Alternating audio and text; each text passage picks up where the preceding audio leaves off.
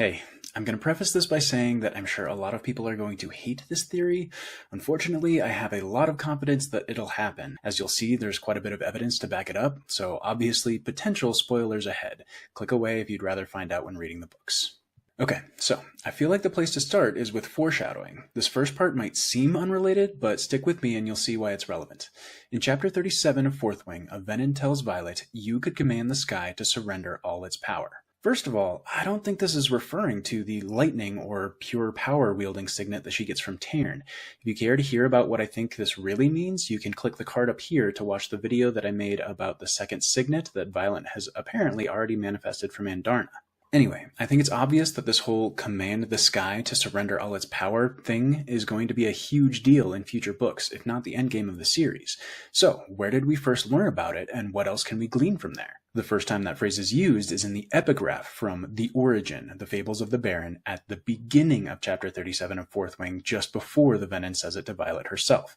And in its entirety, that passage says, "But it was the third brother who commanded the sky to surrender its greatest power, who finally vanquished his jealous sibling at a great and terrible price." Now, I know this is talking about what supposedly happened during the Great War over 600 years earlier, and maybe nothing besides the commanding the sky part is going to be relevant, but I highly doubt it.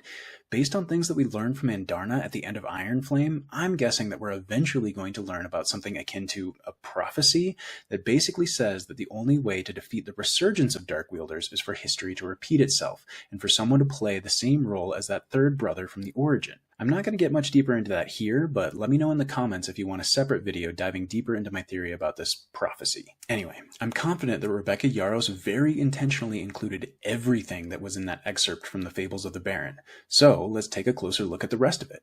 The third brother finally vanquished his jealous sibling. If history is going to repeat itself, and during the Great War, the ultimate antagonist was someone whose defining characteristic was jealousy, then who is going to fulfill that role this time around? Rereading Fourth Wing with all of that in mind, it seems pretty clear to me that the biggest red flag is someone who says, "I'm sure that to someone jealous enough, ambitious enough, risking a soul would be a fair price for the ability to wield." And unfortunately, it was also said by Violet's sibling, Mira. I know, you hate this. You probably hate me. Honestly, I'm right there with you. I love Mira, and I hate to think about Violet's reaction to this, but honestly, that's the kind of thing that makes for a great villain. I had a similar reaction to the end of Iron Flame. Absolutely pissed that Rebecca Yarros would have Xaden turn Venin, but the longer I sat with it, and then rereading the books again, knowing it was coming, God damn it if that isn't going to really up the stakes and make for some delicious drama in Onyx Storm and future books. But okay, I said I have a decent amount of supporting evidence, so I'm going to continue. Feel free to pause the video and stomp around having a little tantrum like I did before coming back here. Let's look at the entirety of that interaction I flagged a quote from. It's when Violet and Mira are hanging out at Rhiannon's parents' house after sneaking out of Montserrat in chapter 26 of Fourth Wing. They're talking about how Mira rescued Vi's copy of the Fables of the Baron from her old room at Basgiath before their mom could throw it out. Mira says, "I'll give it to you at the outpost." She leans back and gives me a thoughtful look. "I know they're just stories, but I never used to get why villains would choose to corrupt their souls and become Venin. And now?" Her brow furrows. "Now you empathize with the villain?" Monster red flag. "No," she shakes her head, "but we have the kind of power people would kill for, Violet. Dragons and griffins are the gatekeepers. And I'm sure that to someone jealous enough, ambitious enough, risking a soul would be a fair price for the ability to wield." Her shoulders rise as she shrugs. I will acknowledge that they're talking about people that can't wield at all, and she replies no to Violet's question about empathizing with the villain. But I think the foreshadowing here would simply be too obvious if it wasn't somewhat couched that way. We know that Rebecca Yarros likes to leave breadcrumbs for us readers. Just look at all of the hints most of us overlooked about Xaden being an Intrinsic that now seem obvious in hindsight. She's also said that Vi's second signet has manifested. It's on the page for us to find, and she expects that we will.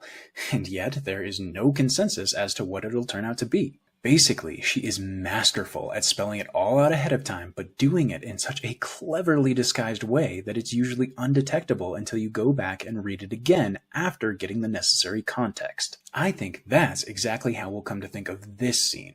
Obviously, I could be wrong, and trust me, I am more than prepared to eat copious amounts of crow if I turn out to be wrong. But there's more. As we learned from Jack Barlow, a dragon rider can turn venin too, if they're ambitious enough, if they're, keyword from the origin again, jealous enough. And sure, Jack is very jealous, but he just seems too obvious of a choice to become the ultimate big bad. I think Rebecca Yarros is too clever for that to turn out to be the case. General Daramore from the original Great War is another popular theory, and maybe he'll turn out to still be around, but we don't care about him enough for that to be a particularly compelling choice as the ultimate main villain. Naolin would be slightly better in that respect, but again, unless Rebecca Yarros does a shitload more character development there before the big reveal, I still don't think we'd care about him enough. One person I think would check that box well enough would be Xaden, but 1, he's not Violet's sibling, and 2, Rebecca Yarros has talked about the contract a romance writer has with their audience. He might go over to the venin side temporarily, but frankly, he has plot armor. The main romantic couple ultimately has to end up together. Violet and Xaden truly are endgame. So, who's left, and whose whole character is defined by jealousy? You might be thinking, Mira doesn't seem that jealous, but again, Rebecca Yarros is really fucking clever. It's not going to be obvious on the surface, so let's dig deeper. One thing is that, based on the quote from the Fables of the Baron, I think it has to be one of her siblings. Brennan would definitely check the box for us caring about him enough. Plus, if Naolin really is a venin and they were or are in love, that would seem like a decent justification for him to turn traitor. But I think that's just another clever red herring. Brennan isn't defined by jealousy at all. He's very altruistic, as exemplified by his signet, mending. Whereas jealousy goes hand in hand with selfishness, and Mira's signet is the ability to manifest a ward around herself. She's also the one who says a soul would be a fair price to put oneself on par with someone more powerful. And finally, if we look at her character through the context of the story as a whole, I can make the case that there's a lot more that hasn't been explicitly called out. To do this, I'm going to read from chapter 23 of my fanfiction that retells the events of Fourth Wing from Xaden's point of view. Obviously none of this is canon, but I think the points here are valid. For context, Xaden is in Eratia picking up the rune-hilted daggers he had made for Violet before giving them to her in chapter 24, and he's chatting with Brennan.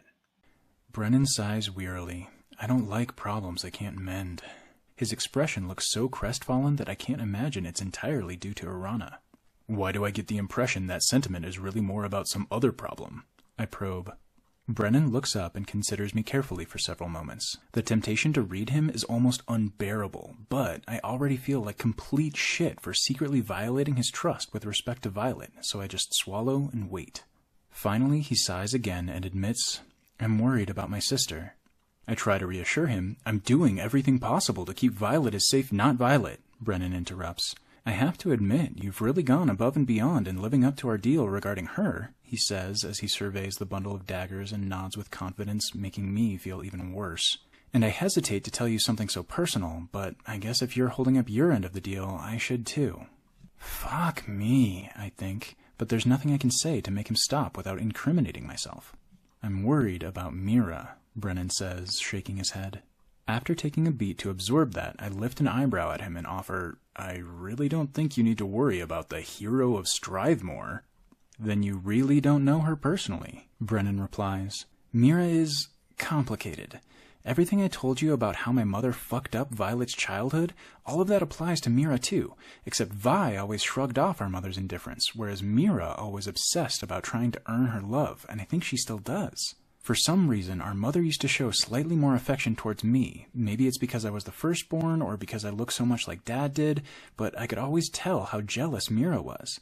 The general always treated her daughters as if they were supposed to be reincarnations of herself, but failed to live up to her standard. That just drove Mira to try ever harder, though.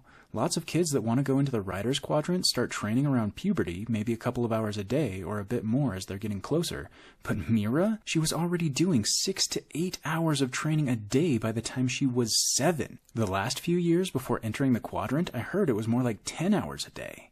Right before she joined up, I gave her that book we talked about last time you were here, where I wrote down everything I could think of to help her, and she almost refused it. She said that she wanted to prove that she could do it on her own, that she had a whole plan, wouldn't burden herself with the weakness inherent in caring about anyone else there, wouldn't make friends, just forge alliances. I was only able to convince her to take the book by swearing that I'd never tell our mother or anyone else about it. That way nobody could ever question that her accomplishments were hers alone. Well, it worked, didn't it? I prompt. She's a revered, decorated war hero now. Brennan scoffs. Weren't you listening? She doesn't actually care about those things. They were supposed to be the means to achieving her real goal of earning our mother's love. Mira's done well enough to earn her respect, but that's it. Mira hasn't fully lived up to the general's legend. Just look at their dragons. Tiny is formidable, but he's not as powerful as Aimseer. Mira will climb the ladder for sure, but I doubt she'll ever rise to be second only to the commander of all Navarre's forces. Not to mention the fact that she goes out of her way to avoid friendships or any other kind of meaningful relationships since she thinks they constitute weakness. Imagine how lonely that must be. Hasn't all of that been the case for a while now, though? What's making you preoccupied about this now? I ask. Violet, Brennan answers simply. Mira's relationship with Violet is the only one she has that is truly loving. She thinks I'm dead, but even before that, our relationship was tinged by jealousy. She's never had any cause to envy Vi, though. Before this year, she was never going to be a potential rival in Mira's pursuit of our mother's love through dragon riding prowess. Even after she was forced into the Rider's Quadrant, Mira never could have imagined that tiny, fragile Violet would ever amount to much of a rider. Mira still would have viewed the situation through the lens of the loving older sister, hoping that Violet might stand some slight chance of surviving at most. I pick up the thread of Brennan's logic. But now that Violet has become the first rider in history to bond two dragons, one of whom is Tern no less, you don't think Mira's love for Violet would be stronger than the inclination to envy her? I certainly hope that's the case, and I'd guess that it still is at this point, Brennan replies. But if she does become a more powerful rider than Mira, if Violet ultimately were able to somehow live up to our mother's impossible expectations and earn her love the way Mira probably never will, if Mira's outlook on the entire world becomes tainted by viewing it through the lens of jealousy. And of course, at the end of Iron Flame, General Sorengale prevents Violet from sacrificing herself, and Lilith steps in to do it instead, proving in the clearest possible terms that she really did love Violet. Right after that, Mira shows up, and the first time I read it, I was surprised at her reaction. On the surface, it always seemed like Mira didn't like their mother much, just like Violet, and the fact that she defected to the revolution would imply that she hates that the general hid the secret of the Dark Wielders. So why the hell was Mira that distraught when her mother died? She repeatedly screams, "What did you do?" at Violet and Brennan, and then she's noticeably absent from the celebrations in the final chapters. If everything I put in that excerpt from the fanfiction turns out to be true, I think it was because, with her final act, Lilith Sorengale proved beyond the shadow of a doubt that she loved Violet, and ensured that Mira would never get the opportunity to earn that same validation for herself. Mira has always been jealous that their mother showed her love for Brennan, especially after they thought he died. The fact that Violet was in the same boat as her bonded them as children, making Violet the only person she has a healthy, loving relationship with. But the way their mother died completely undermined that. I think it's possible that her entire worldview has been corrupted and that she's completely consumed by jealousy now. So if Violet is the new version of the third brother who commanded the sky to surrender its greatest power, then the person she'll have to finally vanquish, her jealous sibling, is Mira. As for the great and terrible price that Violet will have to pay to do so, well, I have a theory about that too. But that one is as big a spoiler as you can get. I teased this at the end of my Violet Second Signet video too, and I mentioned putting it in a follow-up video that I wouldn't make public until after the entire series is complete, but I got several responses saying that I should just put it out there anyway. I'm still not comfortable with that, but I came up with what I think is a good compromise.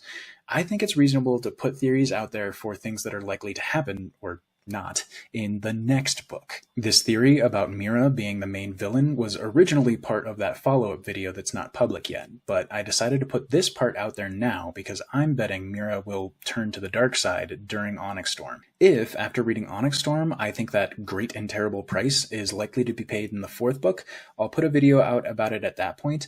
Otherwise, I'll put it out prior to the fifth and final book in the Empyrean series. So if you want to be notified about that or other potential videos like that prophecy one that I'll make if people want, make sure to subscribe and click the bell. And if you're interested in reading or listening to that fanfic I'm writing that retells the events of Fourth Wing from Xaden's point of view, you can click here for that. Thanks for watching.